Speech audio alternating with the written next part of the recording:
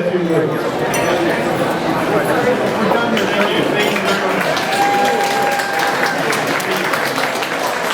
What a wonderful time. Everybody having a great time? I'm going to say a few words, and you got to get through me to get some more gift surprises and get your victory draws. You got to listen. I want to take a moment, tell the story, and a couple reasons why. Each year, for the last 13 years now, so many of you gather for this event, Remembrance Day. It's in honor of each other, in honor of those who have fallen, whether it be recently or many years ago.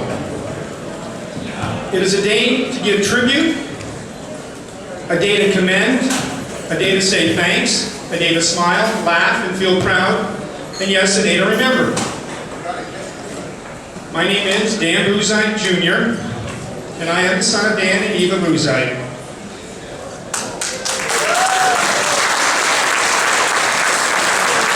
Once again, your hosts and your planners for this great event.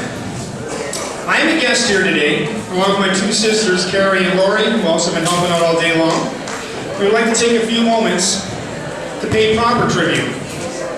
First and foremost, to every veteran, both here today and not here today, for the tremendous and amazing sacrifices each of you have given, for the freedom that my generation and many generations may sometimes take for granted. We will never know, understand, or even imagine the hardships, destitution, sufferings, adversities many of you endured for our freedom. But today we say thank you. The tribute continues because James Bouzide, our grandfather, my father's father, indeed was a veteran. Jim Bouzide proudly served in the U.S. Army in World War I. He was stationed in Belgium, France, and other European countries. Baba, as we all called him, was a very proud veteran, and he never forgot.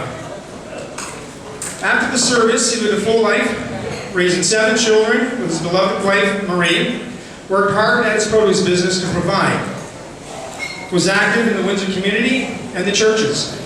As a young child, I remember many stories of how Baba, James Bouzide, would march around his home, chest out, directing orders in remembrance of his service days. I was also very fortunate to enjoy and be an active part of the last 26 of my grandfather's life. I witnessed and felt his deep and unconditional love, his kindness, his compassion, and the respect, discipline, and honor his presence demanded. James Bouzide passed away 26 years ago at 100 years of age. Long before these particular Remembrance Day festivities were ever organized. At his funeral, friend Larry Costello was instrumental as a full honor was paid. The flags were proudly visible, and the honor guards from the American Legion pompously saluted James Bouzide. Other than my grandfather's legacy, it never really made sense to me why my father, Dan Bouzide, well after his father's passing, suddenly to have such a deep passion, interest with the wars, the history, and of course the veterans. He had always had the utmost respect and appreciation, but why get this involved now?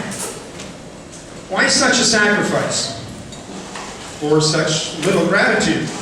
Such little reward? Why would my father, Dan Bouzide, your host, invest 300 plus days a year, every year, for the last 13 years, with a limited yet very, very loyal help? We're crazy, 10, 12 hours a day, every day for the last 4 to 5 months leading up to this event today.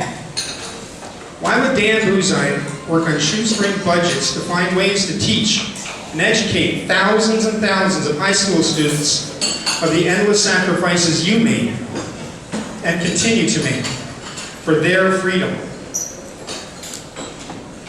It only recently made sense. I finally connected the dots. I see the parallels now. In a different time, in a different way, at a totally different cost, Dan Bouzide, too, continues to make an amazing, unrecognized, unselfish sacrifice.